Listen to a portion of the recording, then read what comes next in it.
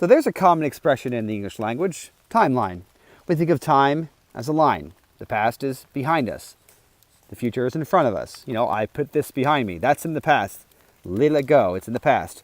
And the future is in front of us. So we think of time as like we're on a journey. We're walking. And, the future is in front of us. And the past, we look behind us. That's where we were before. Now, that's all well and good for most cases. But is that really how time works? No, it's not. And the mental picture we have of a timeline is actually kind of a dumb picture if you think about it. Now, I mean, obviously I know why we use it, but if you really think about time, this is what you should think about. Think about a dry well that is being constantly covered up in dirt, sediment by sediment, like over and over again. Each layer, every second, another layer is going in it. And guess what? You're in this well, and everyone you know is in this well, and everything that exists is in this well. And every second, another layer of sand, layer of dirt's coming past your knees, past your waist, past your chest, over your head, and you're gone. That's what time is. It's not a journey. It's an inevitable thing that's going to kill you eventually. That's what time is. It's just a fact of life. Of course, we don't think about this very often because, why? But it is worth thinking about because really, if you really want to understand the human experience, you should spend some time thinking about time. So one thing you know about time is that it is destructive. Everything decays, everything dies, and that's the way it is. The second thing you should know about time is that the only things that last outside of time, well, let's think about them. I don't know, math, logic, even facts, but anything that's material, anything that we can grasp and touch, it's going to decay and die. The only things that really last are things that aren't material at all. This, of course, makes perfect sense because everything that exists is in time. As a side note, I am not going to discuss, the idea of space-time and this, not an idea, the reality of space-time and time dilation. And that's not the point. I'm talking about the human experience of time and how we think about it. So, moving on.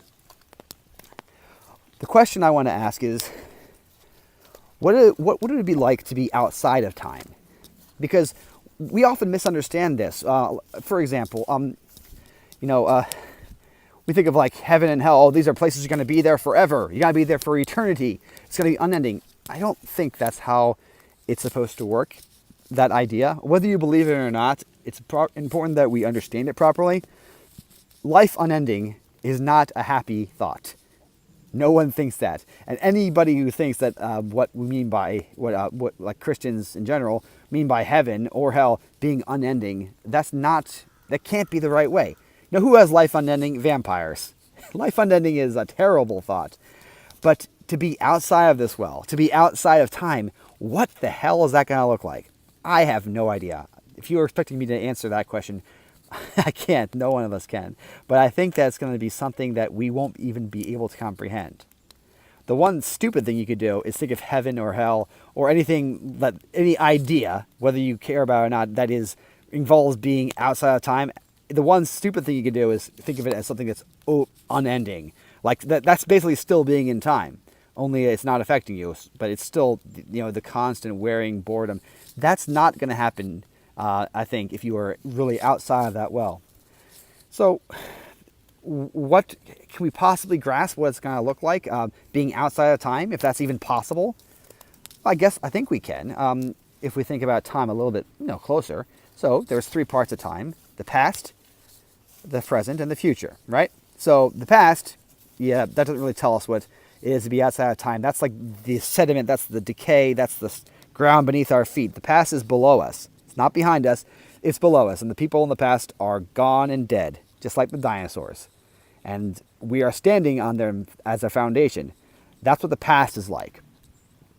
And the past affects us just like anything that's buried in the earth affects the contour of the earth. A mountain is there, a hill is there because there's a big bulge or some sort of uprising in the layers below it. So the past will always affect you, and you can't get out of that. The future, is that like eternity?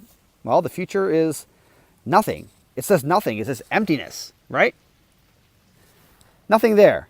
So, if you think eternity is nothing, then I guess you can think that. But no, the future is full of possibilities, but it's really just full of nothing. It just doesn't exist yet. It hasn't happened yet. The present. Now, that's a little bit different, isn't it? The present you can never really grasp, can you? I mean, it's always at the tip of your finger, but you just can't get it. It's always passing instantly into the past. It's always changing from possibility to reality, then dead. Just like that. I mean, obviously much quicker, milliseconds quicker. So maybe what happens in the present is more like what is happening in eternity, because that's the only time where time is really like eternity. And we don't even know how exactly it's like eternity. I think it might be that in the present we can make decisions. And the present we can change. I can move my iPhone back and forth in this annoying fashion in the present. Now that I've already moved it, it's already in the past, and it's going to annoy me forever when I look at this video. So, eternity, if it exists, is going to be like the present. It's worth thinking about. These basic things are worth thinking about. Time is death. It's decay.